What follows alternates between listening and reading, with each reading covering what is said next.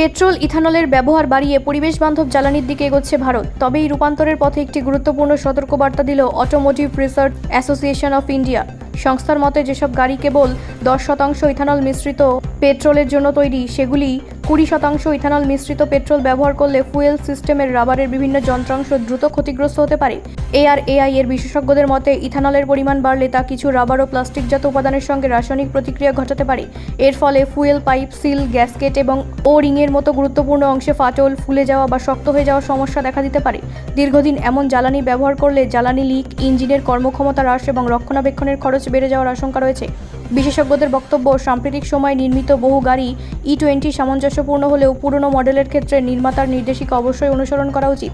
গাড়ির মালিকদের পরামর্শ দেওয়া হয়েছে তাদের গাড়ি E20 উপযোগী কিনা তা ব্যবহারবিধি বা প্রস্তুতকারী সংস্থার কাছ থেকে নিশ্চিত হয়ে তবেই উচ্চমাত্রার ইথানল মিশ্রিত জ্বালানি ব্যবহার করতে। ভারত সরকার জীবাশ্ম জ্বালানির ওপর নির্ভরতা কমানো, অপরিশোধিত তেল আমদানি হ্রাস এবং কার্বন নিঃসরণ কমানোর লক্ষ্যে ধাপে ধাপে E20 জ্বালানির ব্যবহার বাড়ানোর উদ্যোগ নিয়েছে। তবে এই পরিবর্তনের সঙ্গে যানবাহনের প্রযুক্তিগত সামঞ্জস্য নিশ্চিত করাও সমান গুরুত্বপূর্ণ বলে মত বিশেষজ্ঞদের।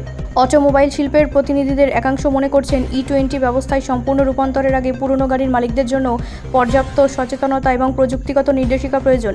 অন্যথায় অনেক ব্যবহারকারী অজান্তেই গাড়ির জ্বালানি ব্যবস্থার ক্ষতির মুখে পড়তে পারেন। বিশেষজ্ঞদের মতে পরিবেশ বান্ধব জ্বালানির ব্যবহার নিঃসন্দেহে সময়ের দাবি, তবে সেই পরিবর্তন যেন নিরাপদ ও বৈজ্ঞানিকভাবে বাস্তবায়িত হয় সেদিকে সরকার, গাড়ি নির্মাতা সংস্থা এবং গ্রাহক সকলেরই সমান গুরুত্ব দেওয়া প্রয়োজন। ব্যুরো রিপোর্ট, রাষ্ট্রীয় প্রসার বাংলা।